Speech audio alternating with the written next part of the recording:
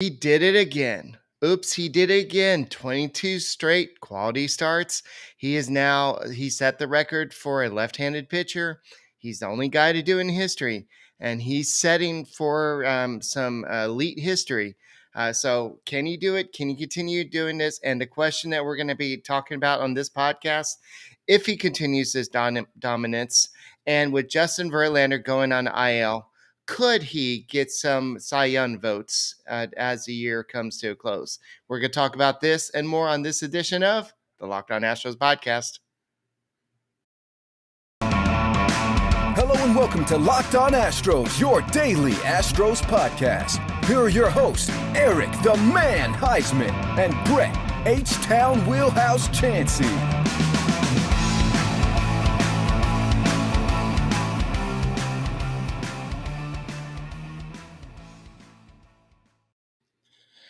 We are Locked On Houston Astros, and we hope that you join us for a daily Locked On Astros podcast. My name is Eric Huysman. You can find me on Twitter at Eric Talks Stros. Find the show at Locked On Astros, your team every day. Brett, where can they find you at? They can find me at H-Town Wheelhouse on Twitter and Instagram, and at Astros411 on Twitter, Instagram, and Facebook, and TikTok. Always positive, always Stros. Alrighty, thank you for making Locked On Astros podcast your first listen every day. Whether it's on YouTube, keep on subscribing to us, keep on giving us a big fat like, and go ahead and listen to us on your way to work, on your way home from work, and just make us your first listen every day. We would very much appreciate it. And today's episode is brought to you by BetOnline. BetOnline has you covered this season with more props, odds, and lines than ever before. BetOnline, it's where the game starts.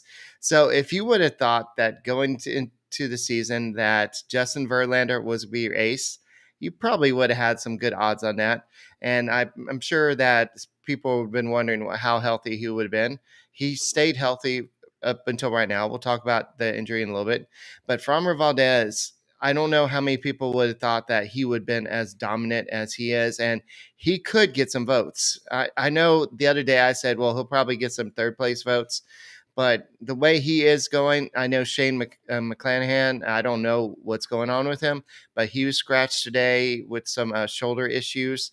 That could go into the Cy Young voting as well. Dylan Cease, I haven't been keeping track of him, but interesting to see what's going on. So Framber Valdez, if he continues to roll off these consecutive quality starts, he could put his name into the Cy Young race. He could very much, and I think it would be very deserving, Eric. This is a stellar season that you're seeing by Framber Valdez. And like you mentioned in the lead-in, 22 quality starts in a row is a record for a left-handed pitcher. So that sets the major league record. Now he sets his eyes on the all-time record. And that is just great. It's just great to see because Framber Valdez actually gave up more pop flies than he normally does. He gave up five pop flies, 2 home runs.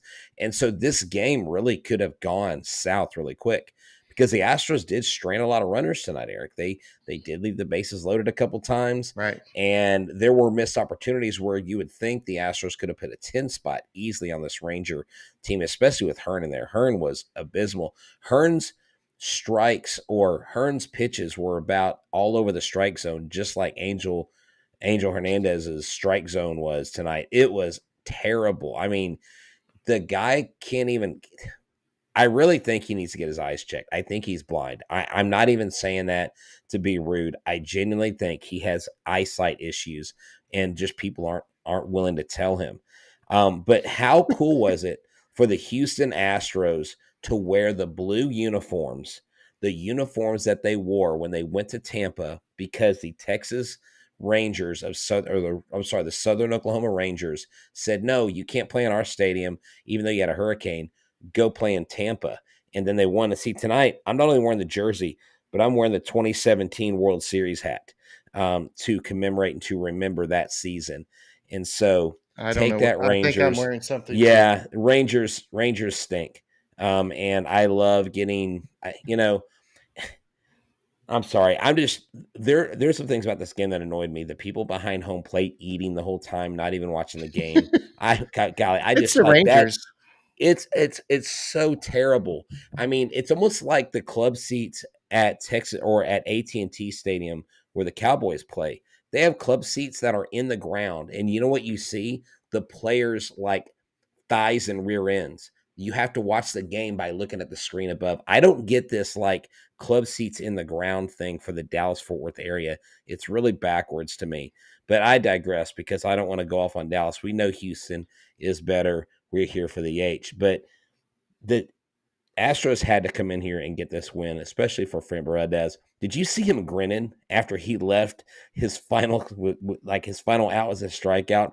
He was so freaking happy. The club was happy for him. And this is a good overshadowing of the things that are going on with, JV and all that stuff. But great lead story tonight. Altuve, Pena getting hits tonight too. Big time.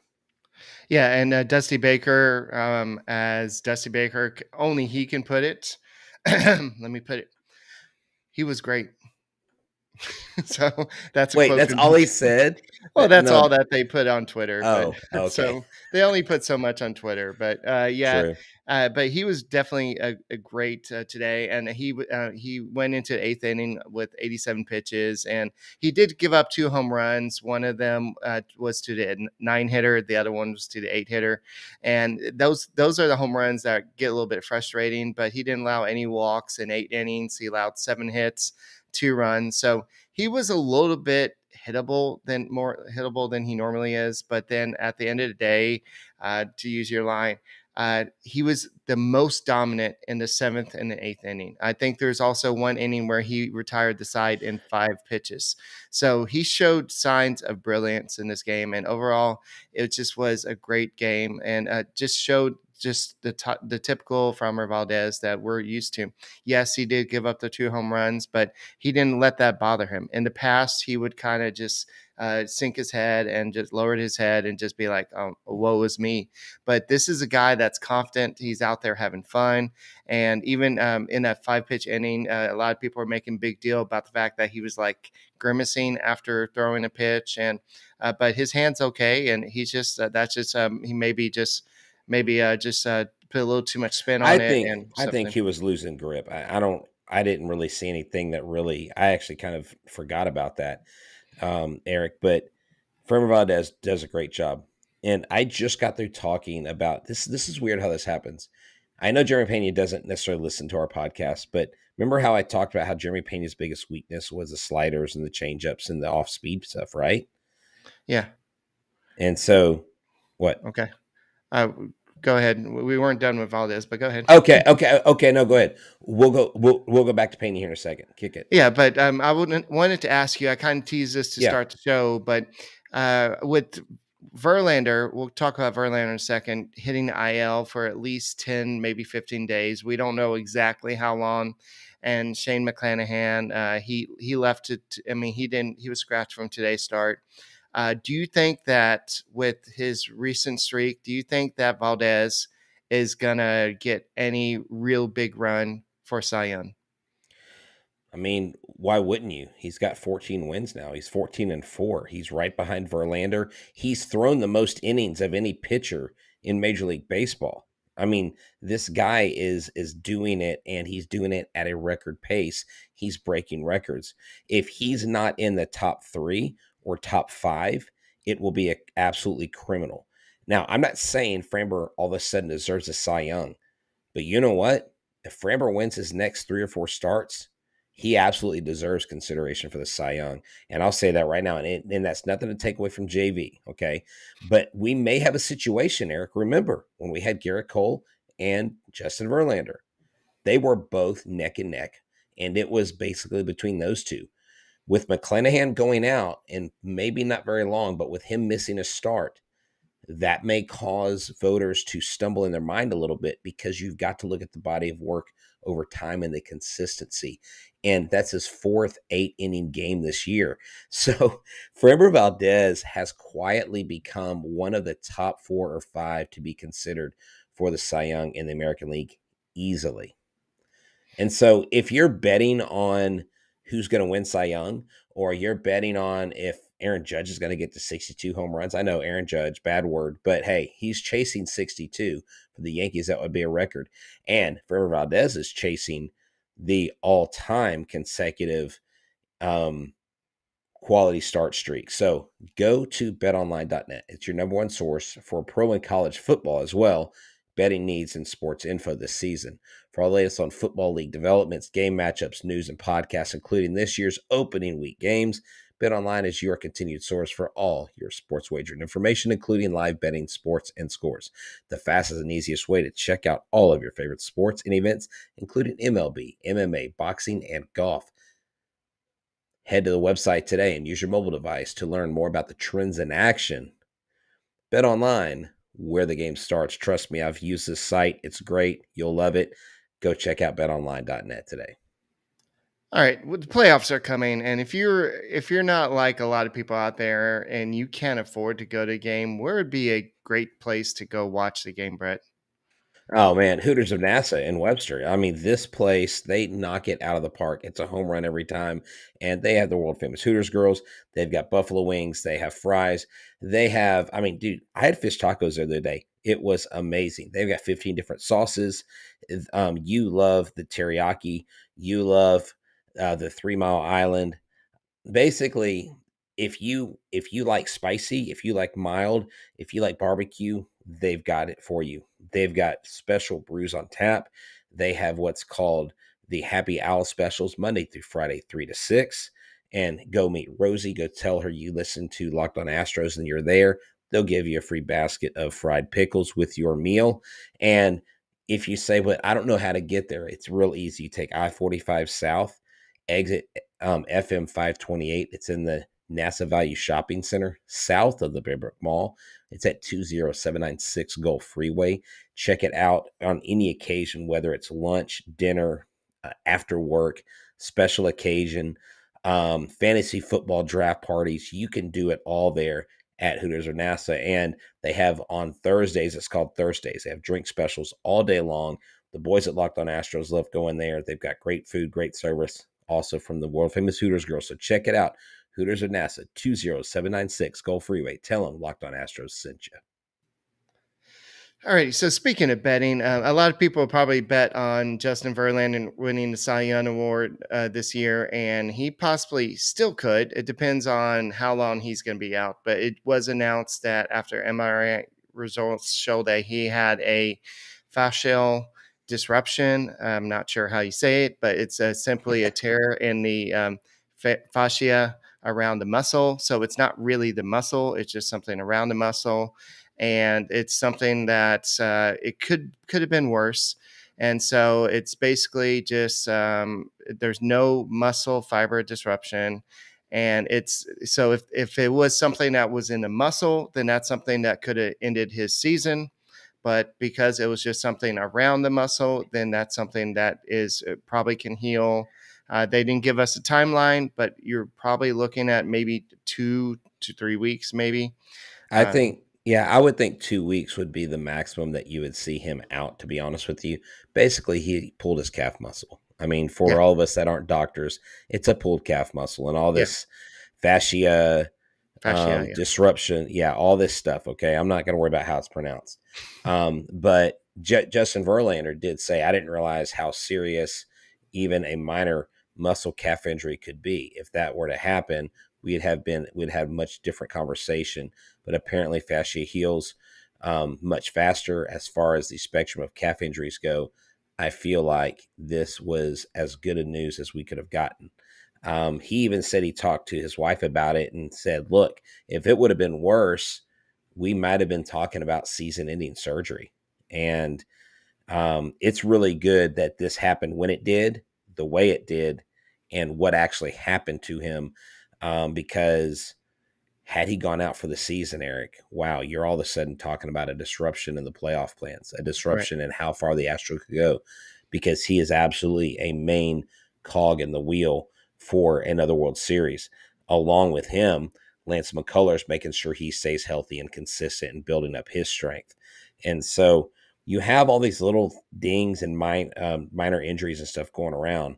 But I know everybody is holding their breath today, waiting for the Justin Verlander news. So when all else fails, a negative kind of became a positive today, I think. Right. He said if it had to do with the soft tissue muscle fibers, then I would have been looking at matter of weeks without picking up a ball or being able to do too much. So this could have been really bad. I'm not saying we're out of the woods or anything is perfect. There's still injury that I have to heal from. And so, like both of them, neither one of them said, "Hey, I'll be back. He'll be back at this time." And Verlander said, "I didn't say I'll be back at this point," but Verlander did say his calf is still sore, and Verlander said it's just basically whether my calf is strong enough that I feel what I can do, whether that's a couple of days or more than that, I don't really know. So basically, they're just going to play it by ear and just play it safe because they don't really need him for September. They need him for October, and they want him to be healthy. So, I mean, just like he didn't care about the no hitter. I mean, as much as he would love to win the Cy Young, does that Cy Young really matter when it comes to winning another He World Series? Yeah, I mean, of course, he would love to win the Cy Young because that's a huge accolade. That's like another feather in his cap. But he has more than one Cy Young.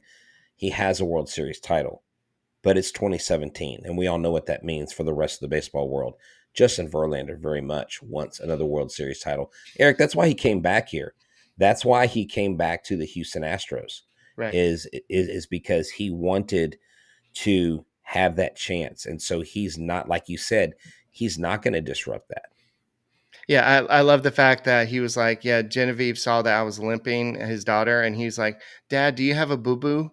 And she's like, "I have a boo boo too on my knee. Where's your boo boo? I can't actually see your boo boo." So that's actually a cool little transaction there. But there's actually a couple other little boo boos on the Astros team right now, and those boo boos you can't really see, especially somebody with Alvarez. He once again was not in the lineup, and this is what 2 straight days that he's not in the lineup, and I think that Dusty Baker said that he's still having hand problems. And Dusty Baker actually said both of them are being problematic. But the team is still not considering an IL stance. And he's not feeling great yet, Dusty Baker said. We've got to get him back close to where he was before. It's on a day-to-day basis. So just remember that in mid-July, he went on an IL with right hand inflammation. This week, Baker said that his left hand become problematic. Now both of them are having issues. So if you can't grip the bat, then yeah, it's going to be hard Yeah, to hit. there's really no point, especially with a guy this big. And of course, we always talk about how his swing looks effortless, how it looks like he's not swinging hard at all. But make no mistake, this guy's absolutely swinging a hammer and throwing it like he's throwing a hammer toss through the wind. This guy's got bat speed and all the mechanics and everything going forward. Yeah, it definitely, you can see how it's a strain on his hands. And obviously, if you're not able to grip, and that really explains, Eric, I think, a lack of production out of Yordan Alvarez. And we remember we talked about this. We were trying to figure out last year because Bregman had this serious, like, freaking a broken hand. And we're like, why can't he hit? He couldn't hit because he had one hand. And going back to the JV thing, Mike actually explains to us. He said the fascia is sort of like a sheath of connective tissue that encases the muscle. A tear here is not serious, but connective tissue injuries definitely need time to heal. Otherwise, you get scarring. See, this is why we love doing the show live. This is why y'all need to join us. If you just listen to us on the podcast, we know you probably listen to us on the way to work, but check us out on YouTube, Eric, right? I mean, it's so important. We love when you guys bring us cool stuff like that because we don't know it all. We don't have it all figured out. You Right. guys are a part of this and y'all help make the show successful. All right, Adrian, I do see your question. I'll put it up there in a second, but I do want to talk about one more boo boo as we're talking about. He said Uh, boo boo. You talking about injury? Yes. Martin Maldonado didn't start tonight, and he will also not start tomorrow. And I think Dusty Baker is hoping that he will be ready to start on Thursday. On Friday versus the Angels. So he was hit in the right hand on a pitch on Sunday.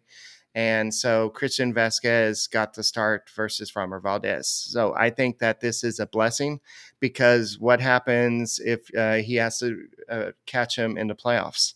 Now you don't have to have that awkward wait. What do you throw, and have all that kind of awkwardness? Now that you said, hey, we caught a good game. Yeah, you gave up 2 home runs, but you pitched 8 innings. We did great. So they have that little connection. So now that's one more pitcher you can check off Christian Vasquez's list. So yes. So now the question is, with Justin Verlander going on to IL, what does that mean for the Astros rotation? We know that Hunter Brown is coming up on September 1st. We'll talk a little bit more about his role. But I would assume, especially with the extra off day on Thursday, then we had the off day on Monday, then we have another off day next Thursday. I think the Astros have enough starters to basically just stick with what they have, unless they just want to give Hunter Brown a spot start just to see what they do. So Christian Javier, is my understanding, is he's going to Yes, sir. start tomorrow's game, right?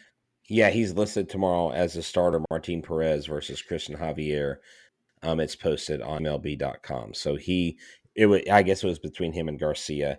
And I think Javier comes out and does a great job starting against the Rangers. I just don't see the Rangers doing very well tomorrow. I'm hoping during a day game.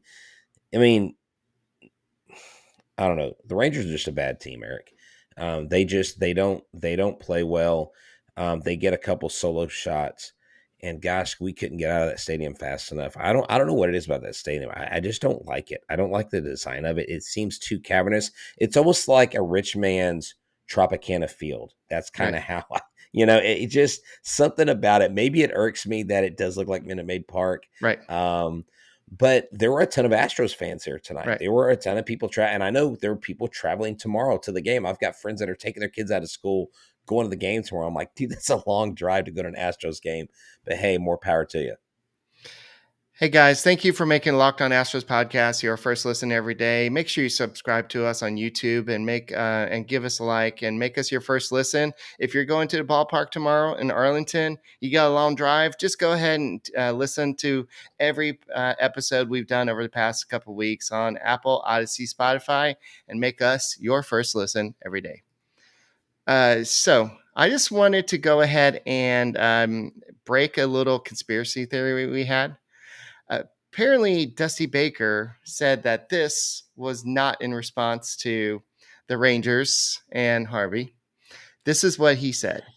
A tradition is the starting pitcher gets to pick that day's uniform. Framber Valdez said his favorites are the Astros navy blue Sunday alternates. Valdez had to ask Dusty Baker, and Baker had to get it approved, but it all worked out. It's Framber's world, and we're living in it. That's what Jana Rome tweeted. You know what? I'll take it. But I still like the fact that they wore it on the very day that is the anniversary of that game. I think it's absolutely phenomenal. And they wore those jerseys in that game.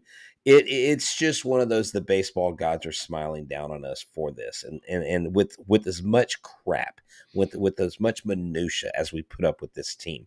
I mean, the unfettered, ridiculous regurgitation of the puke fest that people are complaining about 2017 to this day. It is great and it's a beautiful thing. And it's almost like take that, okay? Yes, we are the Astros. We're here. We're still here. We're still crushing people. We've got the best record in the American League. We may not have Aaron Judge going for 62 home runs, but we've got a plethora of all-star talent. And even with guys on the shelf like Yordan, we still dominate teams. They hate us, Eric, because they ain't us. All right. Mr. JC Will 4 ask approved by who? I don't know if I believe that's Major League. You have to go to the commissioner's office. I was going to say, I don't think it's Jim Crane. I think they have to go to commissioner's office because technically when you're on the road, you have to wear a uniform that says Houston. Right. So. Your road grays or whatever color they are. But yeah, that is a Major League Baseball call. That's why that's why players get in trouble for like cleats if they're specialized or in certain times, and like that's the whole uniform policy thing is huge and something we haven't talked about, Eric. And I don't know if you have it on the docket to talk about. Maybe we talk about it some other time. But have we talked about the unionization of the minor leaguers? Because No, I don't. we may have to talk about it another time, but yeah, we do need to address that. But I do want to talk about one thing before we get on to James Click and some of his thoughts on Hunter Brown and some of the other issues going around. But Framber Valdez is now currently tied with Bob Gibson in 1968 with 22 straight quality starts, and Chris Carpenter in 2005 with 22 straight quality starts. Now Jacob deGrom in a single season, he had 24 consecutive quality starts in 2018. And if you remember, he had a couple quality starts in another season to get to 26. So Jacob deGrom is Framber Valdez's next target. So if he gets to 24, 25 quality starts, that would say something. That would probably rocket him up to the Cy Young talk. I mean, no matter, that would probably get him some more wins. That will lower his ERA. I think that would kind of get him to where he wants to be. And so looking at Hunter Brown, it was officially announced that he was added to the taxi squad. So somebody asked you earlier, I forgot who it was, I'll go but back and look. You can, yeah. yeah, somebody asked that what is the taxi squad? So taxi squad was something that was initiated during COVID. What was that? You carry around some players just in case somebody got COVID on the road, and you needed somebody to kind of jump in and play for you on that time. The Astros and most teams don't really use it anymore because COVID is, I mean, it's still around, but it's not really that big a thing anymore. But now the reason why the Astros did this, and James Click kind of brought up, the reason why they added him to the taxi squad is they wanted him to get around the players, get to know the players a little bit, the coaches, and interact with catchers a little bit before he was added to the official roster on September 1st. Yes, he is postseason eligible, and I'm sure Yainer Diaz will be coming up as well, but they wanted to make sure that Hunter Brown would be up here. They did do that situation on Sunday where they brought him in in the middle of the inning with 2 outs to just see how quickly he can warm up. And Hunter Brown said he felt like it was a test, and he passed the test. And so, but what they're saying is that I think it was Josh Miller said that he's somebody that we're really excited since we drafted him a couple years ago. He flashed some really great stuff. We saw him in spring training. He had a really great year last year. The fact that we haven't seen him up this year is because our guys have pitched really well and we haven't seen him. But according to but to be on the postseason roster, he has to be ready for unpredictable life of a true reliever. So I think during the regular season, you're going to probably see him maybe get a spot start, maybe piggyback situation. But if he's going to make the postseason roster, I don't think you're going to see piggyback. I don't think you're going to see, like, he may be a long reliever or that thing, but I think if he makes the postseason, it's going to be as a, we need you to pitch 1 inning, kid. Can you do that? So something I want to ask you, because I want to make sure, because I want to clear it up, because in my mind, I want to make sure that I'm thinking about this. So he's on the taxi squad until September 1st. Right. Mm-hmm. And then, okay. All right. So, and because that's what threw me off, because when I heard that, I was in between classes, so I didn't have time to go research because I have an actual real job outside of this. And I couldn't go and look into it because I couldn't recall off the top of my head. And I'm glad you cleared that up for me, because I was thinking, wait, I was like, why did they put him on the taxi squad? But that makes sense that he's there kind of getting used to things. Now, question, Yainer Diaz is up, or he will be up on the 1st. You know, he was his battery mate a lot there in Sugarland. Is it possible that they give Diaz some starts at catcher and they do that and they have him in the game when Hunter Brown is pitching? Or they bring him up to at least warm him up, to at least work with him in the off days. But where do we think, because I'm curious, like, where are we going to use him? I think you and I have 2 different philosophies on where they're going to use him.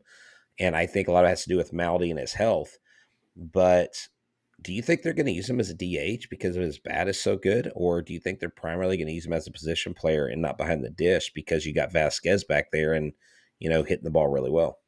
I think that he's going to be. I thought about it after last night's show. I think what they're going to use him for is, let's say they have to pinch hit Vasquez for Maldonado late in the game for offensive purposes. Then they don't have to worry about what happens if Vasquez gets hurt in that situation, and then so you don't have to worry about that because you remember they like to carry that third catcher anyway. And so that's why Garrett Stubbs was up and once roster expanded last year. So I think that that's one of the reasons why I think you're going to see him play some DH, especially if Alvarez is struggling a little bit. You may see him also play some DH, and they put Alvarez in left field. You may see him play some first base because he has played almost 50% of his games at first base or something. So Right. you'll see him play some out there. So the Astros are going to play one of their best offensive young prospects who's ready, major league ready, to see what they can give him. Like I said, what if they catch lightning in a bottle? What if he's their Randy Rosarina for the playoffs in 2022? So you definitely want to see what you got. Here's the thing, too. You have Aledmys Diaz probably coming back soon. I still mention the fact that they had Yuli Gurriel the other day at third base taking ground balls. Remember, Yuli Gurriel played second and third base when he was in Cuba. And so you've got versatility there if you want to put Mancini at first. And let's say you want to just DH Bregman, give his legs a rest at third. You could put Yuli at third base. You could put Yonder Diaz at first. You could put Yuli at third. That might be an interesting lineup. That might not be a bad thing. And so You at just the got end to of the take out day, that sucky Alex Bregman. no, I said DH him, and I'm not saying no. Okay. No, I don't want him on the bench. I'm Okay. just saying move him from third to DH to maybe save his legs, give him a little bit of rest because Right. you do get more rest when you're sitting I on the know. bench. And so, but this is what's interesting, Eric, is this is a team that has now 83 wins, the most wins in the American League. This is a team that is dealing with multiple injuries, but we're still talking about how they are stacked from top to bottom. And Jeremy Pena, I got to get to this because this is so important. I talked about Jeremy Pena and how horrible he was on off-speed pitches. Tonight, he got 3 hits, 2 sinkers, and 1 slider. He swung at them and he hit them. You know what he did? He waited for the sinker and slider to be over the plate. He didn't swing outside of the zone. And so he apparently has been doing his homework. And he's been getting a lot of slander. He's been getting a lot of hate. No, I can't send him down. We miss Carlos Correa, blah, blah, blah. But he did tonight what he's supposed to do. Even if you have a weak pitch, even if you have a pitch that you kind of have as your kryptonite, if they throw it in the zone and it's not breaking the way it's supposed to, you should be able to barrel it every once in a while. 3 hits tonight for Jeremy Pena is huge. If Jeremy Pena can get hitting, if Yuli Gurriel continue to tick upward in hitting, okay, with Alex Bregman, with Altuve, and then Yordan Alvarez comes along, and we know what Mancini can do, and Vasquez, Eric, I still have a hard time believing that there's a single team on this planet that can win the World Series outside of the Houston Astros because of who they have and the potential of greatness they have in them.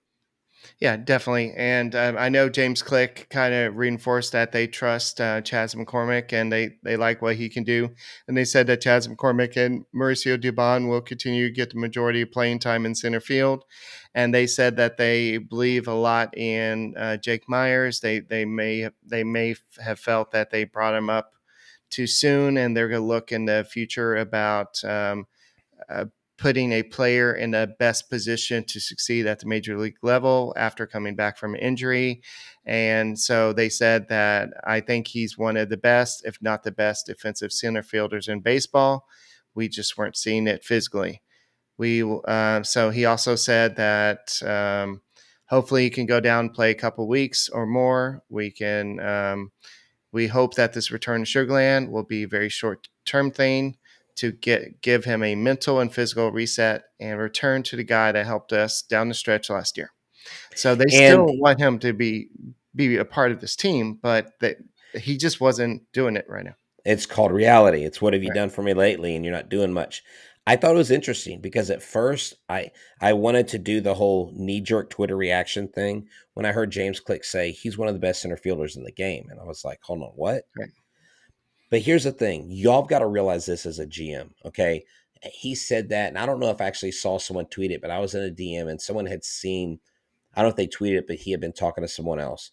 And they were upset at James Click for saying that. But number one, he's a GM. Number two, he's got to manage not only players, but personalities, their mentality, and they've got to continue to be an asset to the team. So if you break them down mentally, or you say, well, he kind of sucked while he was up here, so he's going down to work on it, Right. you're not going to do that. And sometimes GMs may say things that are a little kind of puffy in their compliments, but I really do believe that James Click sees the potential and where he thinks Jake Myers could be and should be, and that's why he said that. So I've noticed James Click does not say something unless he believes it. He doesn't give false praise. At the same time, he's not going to go and throw his center fielder under the bus. That would be a horrible boss, and who wants to work for someone like that? GM is more about managing sometimes personalities and players' psyches as it is talent on the field. Yeah, sometimes it be like that. And speaking of be like that, Brandon Bielak is back. Shocker. Yeah. Sometimes it be like that. I was like, no offense, Brandon Bielak, met the guy, interviewed the guy, think he's got great stuff. He's not been consistent, Eric, at the major league level. Like he had flashes of brilliance. He's actually come up and done some decent things this year. No, he's not gone. I'm just saying that. I didn't say he's gone. No, he's coming up. Yeah. Yeah, he's coming up to the big league club. Right. What I'm saying is he's had flashes of brilliance, and he's had times where he's not been great. Which Bielak are we going to get? Right. So speaking of, a lot of people want to know, well, Hunter Brown is not added on the 40-man roster yet. Being on taxi squad is not added to the 40-man roster. You are absolutely correct. So they have to make that move before tomorrow. I don't know when the deadline is, what the official time is, but sometime before the end of the day on the 31st, they have to make that deadline to add him and Yainer Diaz as well. So I'm looking at a transaction page. They still have not made any moves yet. So knowing the Astros, they're going to wait to the last possible moment to make that move. But they will have to clear up 2 spots on the 40-man roster. Nico Goodrum, Ronel Blanco, are a few people that we talked about yesterday, maybe even Peter Parker. No, I'm joking. Parker, Machinsky, somebody like that. But I don't think there's anybody else that you can put on the 60-day IL to add a spot. Like a Ledmans Diaz, he may be back in a week or 2 weeks or so, but you're not going to put him on the 60-day IL. And Justin Verlander, if you put him on 60-day IL, forget the playoffs for him. So that's definitely not an option. So I think that the Astros will have to definitely DFA somebody to open up a spot for him. So we'll see what happens there. But definitely I'm excited for tomorrow's game. Christian Javier is always a pleasure to watch. And I love seeing Minute Park 2.0. I love seeing all the Astros fans out there. And it was very fitting that I think they're doing some promotion of a concert or something at Minute Park, and they showed Minute Park, the outside Minute Park, and I'm like, oh wow, it's almost like they're at Minute Park right now. So, but wait, they showed hold on. They showed a Minute Maid Park promo where in? No, it was just on AT&T Sportsnet. Oh, I'm sorry. I thought you meant in the stadium during the game. That's what I thought. I was like, what? Why are they advertising for the Astros? They're trying to make good from 5 years ago. But hey, I love beating the Rangers. It's always a great day when a Houston team can beat a team from the Dallas-Fort Worth area. Right. Arlington, I guess. Perez is actually beatable. We beat him last time. So it's going to be early game, a 2:05 first pitch. So we'll see what happens. And let's see who's had success against him. Not a lot of home runs against him, but there's last game, if you remember, there's a lot of base hits, and they scored 7 runs off of him. So hopefully it's a repeat off of that. And Christian Javier has to watch out for Cole Calhoun. He's got 3 home runs, and he's batting .583 against him. And also Corey Seager has 1 home run and batting .273. But other than that, Justin Verlander, do what you got to do to recover. We need you for October, not September. Do what you got to do, bro, to get better. And any closing thoughts? Yeah, I just want to say Texas Dab Daddy showed up from he actually works for the Astros there at Minute Maid Park. Next time I'm at the game, dude, I'll hit you up on Twitter. It'll be good to see you. It'd be good to see any of you guys and girls at the Astros games next time we're there. We will let you know, and hopefully we can meet up and say hi. Make sure you make us your first listen every single day. Please share us with your friends and family. Let them know about Locked On Astros. And I got some window clings, Eric, that I can send out to people. Maybe hit me up on the DM on Twitter. I could mail you guys a couple little Locked On Astros window clings. So check that out. It could go in your RV, your car, your window, your apartment, your house. What is Slide this? into his DMs. Yeah, no, do not slide. Not like that. No, sir. All right. Yeah. My name's Eric Thanks, Eric. Huysman. You can find me at Eric Tuckstros. You can find Brett at H-Town Wheelhouse. We are the Locked On Astros podcast, your team every day. Go Stros.